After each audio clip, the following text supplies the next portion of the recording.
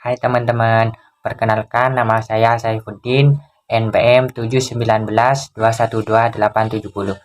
Saya dari Universitas Wiraraja Sumedang Madura. Di sini saya akan menjelaskan ulang atau menjelaskan kembali materi pada mata kuliah Manajemen SDM Lanjutan. Di mana di sini judulnya atau judul materi yaitu komunikasi kerja. Apa sih itu komunikasi? Komunikasi merupakan aktivitas yang sangat penting dalam kehidupan ini, tidak terkecuali dalam melaksanakan aktivitas di tempat kerja. Jadi komunikasi kerja itu sangat penting dalam kehidupan kerja. Setelah itu, manfaat komunikasi kerja yaitu menciptakan kepuasan kerja serta menyelesaikan konflik dan meningkatkan produktivitas kerja. Selanjutnya yaitu kelompok komunikasi. Kelompok komunikasi itu yang pertama yaitu komunikasi intrapersonal. Komunikasi ini yaitu komunikasi dengan diri sendiri, baik disadari atau tidak. Yang kedua yaitu komunikasi interpersonal. Komunikasi ini adalah komunikasi antara orang-orang secara tatap muka yang memungkinkan setiap pesertanya menangkap langsung reaksi orang lain. Dan yang ketiga, yaitu komunikasi kelompok, di mana komunikasi kelompok ini yaitu komunikasi yang terjadi dalam sekumpulan orang atau lebih yang mempunyai tujuan yang sama. Selanjutnya yaitu yang keempat, yaitu komunikasi publik. Komunikasi publik ini adalah komunikasi antara yaitu seorang pembicara dengan sejumlah besar orang halayak yang tidak bisa dikenali satu persatu. Dan yang kelima yaitu komunikasi organisasi. Komunikasi organisasi itu yaitu komunikasi yang terjadi dalam suatu organisasi yang mana itu bersifat formal maupun informal dan berlangsung dalam suatu jaringan yang lebih besar dari komunikasi kelompok.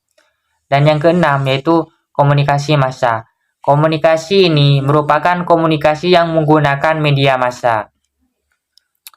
Selanjutnya yaitu komunikasi yang efektif. Apa sih itu komunikasi yang efektif?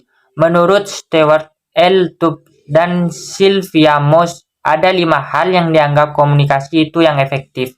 Yang pertama yaitu menyampaikan informasi dan menghasilkan pengertian. Yang kedua, menghasilkan kesenangan. Yang ketiga, mempengaruhi sikap. Yang keempat, menghasilkan hubungan sosial yang lebih baik. Dan yang kelima, yaitu menghasilkan tindakan nyata. Jenis komunikasi. Jenis komunikasi yaitu yang pertama, komunikasi lisan.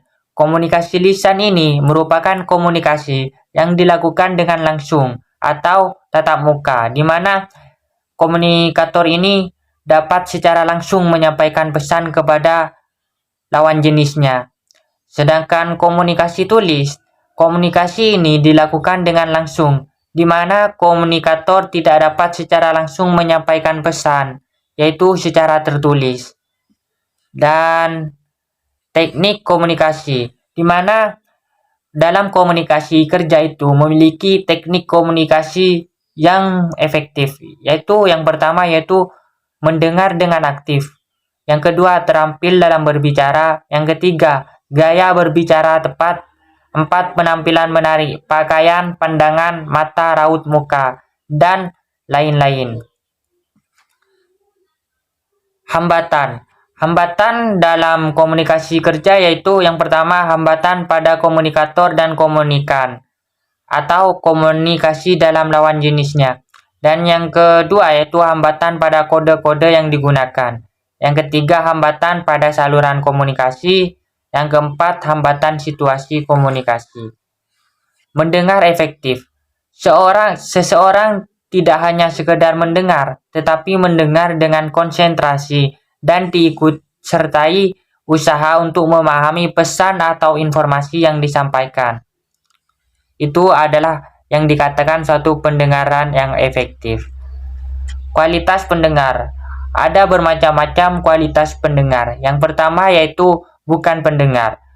Pendengar yang berpura-pura mendengarkan, tetapi sesungguhnya dia itu tidak sedang mendengarkan, itulah bukan pendengar.